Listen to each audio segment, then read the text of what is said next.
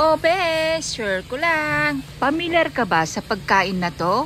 Yan. Hindi yan masikoy, Kung bes. hindi, yan ang tinatawag nilang mochi sa bansang Taiwan. Taiwan food po ito, mga bes. Malamang, curious ka kung anong lasa nito. So halika, bes, at ituturo ko kung paano lutuin.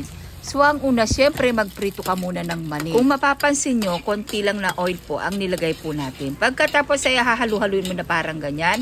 Meanwhile, gumawa muna tayo ng palitaw. Gumamit po ako ng glutinous rice. Then, naglagay po ako ng evaporated milk. Pwede rin po kayong gumamit ng tubig, pero mas nasasarapan po kasi ako pag mayroon siyang evaporated milk. Saka mo siya hahalu-haluin na parang ganyan. Pag naging ganyan na po yung consistency niya, ay isi-set aside muna siya. Meanwhile, dito muna tayo sa ating syrup. Ayan yung tinatawag nilang sinakob or panotsa. Hindi ko na po siya in-slice. Saka mo ihulog dun sa may kawaling kumukulo. So, heto na tayo, bes, sa ating palitaw dun sa glutinous rice. Kailangan ka pong magbilog-bilog na parang palitaw. And then, balikan na naman ulit natin itong ating sauce. Kailangan talaga lutuin mo yan para malusaw yung ating panotsa. Kung wala ka naman pong panotsa or sinakob, pwede naman pong brown sugar. Hahalu-haluin mo lang na parang ganyan. Tapos, balikan na natin yung ating mani. Nakita nyo na, luto na siya. Naging golden brown na siya. Ilalagay mo po siya sa may food processor. Ngayon, kung wala po kayong food processor, pwede nyo naman pong pupukpukin, ilagay nyo sa plastic, saka nyo dudurugin na parang ganyan. O, nakita nyo na, durug na durug siya, na parang ikaw, durug na durug yung puso mo, bes. Char! So, ayan na, ilipat na natin sa ating bowl. Nga pala, mga bes, kung familiar kayo sa sesame seed, ayan po. Niluto ko na rin po yan, pag naging golden brown po siya, pagsamahin, paghaluin yung mani, saka sesame seed. Ayan na parang ganyan. Then, balikan na natin tong ating syrup. Ilagay mo na yung palitaw isa-isa para hindi siya magdidikit-dikit. Pagkatapos, optional lang naman itong bukayo, bes. Kung ayaw mo maglagay ng bukayo, okay lang naman. Pag wala, okay rin naman na wala. At saka mo siya halu-haluin. Pag nakita mo nang medyo lumitaw na yung ating palitaw, mag-low heat ka na lang dapat para hindi siya masyadong madurog yung ating palitaw.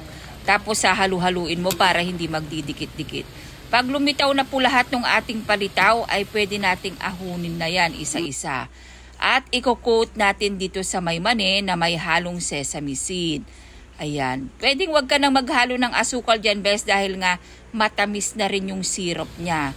Yan ang pinaka-syrup yung ating ginawang mochi. Ngayon, pagkakainin mo yan, bes, pwede rin naman hindi mo nalalagyan ng syrup. Pwede naman purong ganyan lang. Tapos pag naikot mo na yan, ay titikman natin yan at titirahin nating mamaya yan, mga bes. At alam mo ba, bes, na pwede mo itong pagkakitaan. Ilagay mo dun sa may tab. Maglagay ka lang ng 6 to 7 pieces lang sa may 500 ml na tab. Saka mo siya tatakpan. At maibebenta po mo ito ng 60 to 70 pesos bawat isang tab.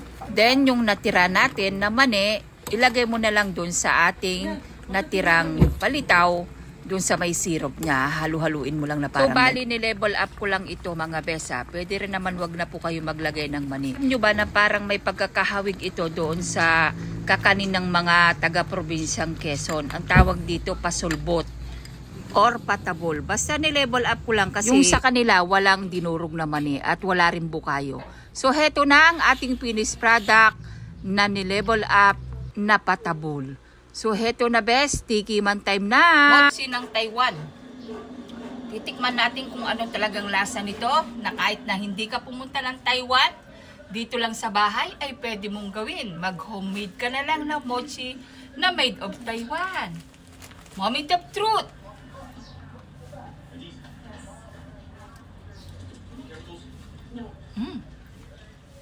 Mas masarap ito, bes. Dahil lasang-lasang mo yung peanut butter, yung ano, hindi pala peanut butter, yung mani. Lasang-lasang mo siya, saka hindi siya masyadong matamis. Yung isa, matamis na matamis. Ito, sakto lang sa tamis. Kaya, gayahin mo na, bes. So, share ko lang, ingat. God bless. Bye!